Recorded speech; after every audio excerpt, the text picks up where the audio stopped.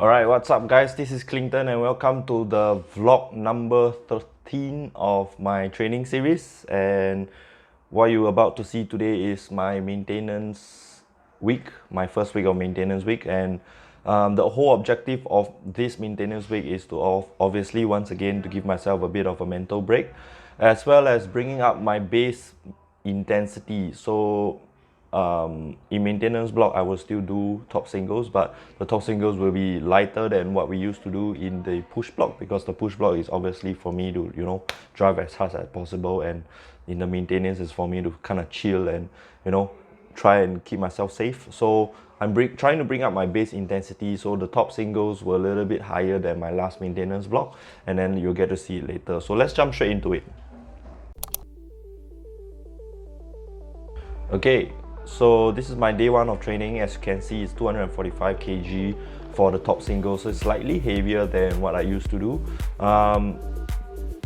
Coming into my week one of the maintenance, I wouldn't say that I'm physically tired, but I definitely feel that I'm mentally tired with all that crazy shit I did on the last push block. But thankfully the deload week was pretty okay. It helps me reset my body and get myself ready for my maintenance, which is this week. So what you are seeing right now, it's my 245. It moved pretty okay, I guess. I can't remember how I felt the last time, but as long as I survived, that's good enough. Because sometimes in training as an athlete especially, after a deload you're not exactly fully recovered. You're not expecting that. What you should expect is actually, okay, I have lived to die another day, so something like that. So it's all about survival now in this maintenance phase for me. So what I want to point out especially is because as an athlete, right, once you have nailed down the technique and once you have start training seriously, the whole idea for you is to keep all those basic cues to keep yourself extremely safe.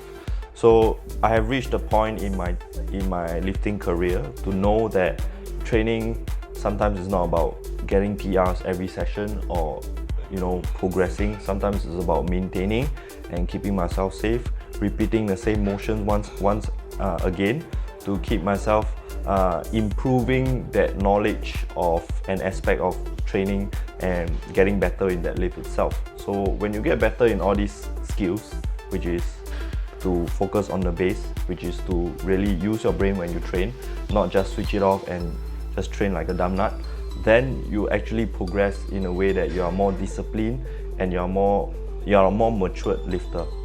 Okay, so bench press itself is pretty okay, I guess. So I was trying out a new technique. I was trying out in a way that when I unrack, right, I'm trying to fully retract my shoulder blades until there's no more room for me to retract.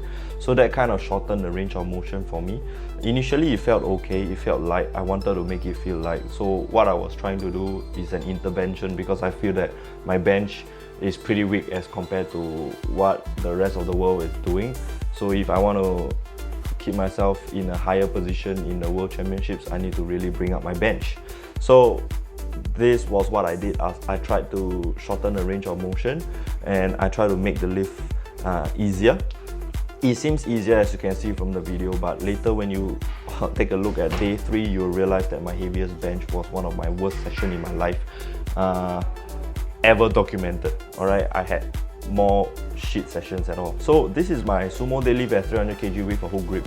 So I'm showing you the full clip of how I set up. So initially I'm gonna set up. Notice I did not bend, I did not lock my knees at all. I keep my knees bent to maintain their full pressure on the outside. The shin touch the bar, then hips back.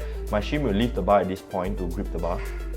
Okay, so once I get a full grip ready, I'm gonna pull the slack and drive my shin back into the position that I had.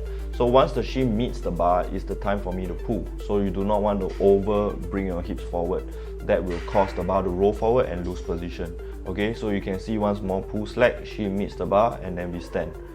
Easy. Okay, once again, pull slack, shin meets the bar, and stand. So that is how you keep yourself consistent in terms of the slack pulling and hip positioning for the sumo. Okay, practice makes perfect. So you have to keep doing it until you get it. So I didn't start off being that strong, right? Everybody is like that. So and my technique wasn't that strong as well. So I have to practice a lot and a lot until I get it. Okay, so this is my day 3 squats in a very different angle. Just want to make sure that I'm hitting that, so you guys can be the judge of that. This is 210 kg, pretty light, so it's obviously very easy to keep myself in that. Bar path itself, I would say is pretty good. I normally would not like to judge my lifts based on bar path, but as long as I maintain my balance, my bar path should be almost there already. And then maintaining that mid-foot control, core is still pretty good. See, I'm still keeping myself safe even though I'm freaking tired and mentally tired from training. I didn't really want to use my brain. So this is my 172.5. Unracking feels weird, it's a little bit heavy, and then after fully retracting, right, I lost the control of descending the bar. So the bar went forward a little bit, and then I find difficulty pressing. Luckily, I can use my brute strength to push it up. So 155, I'm still sticking to the new technique that I did. So it wasn't that great in the sense that it felt okay, but towards the last few sets, I feel that I'm too exhausted to hold that position. So I made a mistake here. The rookie mistake here is I tried to use and change the technique even when my technique is pretty okay already. So on this day, which is the last day of training, I decided, okay, this is a mistake. I'm gonna change back to the old technique. So yeah, even though this channel is all about technique matters, right? Trying to improve your technique and such. But if your technique is already in place, what you need to do is to stick to the technique and then get stronger from there. You don't need to keep changing things. Alright, so this is my last deadlift for the session and for the week. I'm using a new Notorious Lift V3 shoes. They were really great. They are great, man. They are much better than the old versions. So yeah, so this is what I have for you today, and I hope you guys enjoy it. So basically, when I'm doing all these vlog series, right, I'm just trying to free flow it. So when I free flow everything in my head, it's more natural that way, and then I can really try and see what are the things that you guys can learn and we can relate. So if you guys really enjoy it, do share with those in need. Share with your friends who are doing powerlifting or strength training or whatever. Maybe you guys can pick up something cool from here. Alright, till then I'll see you. Goodbye.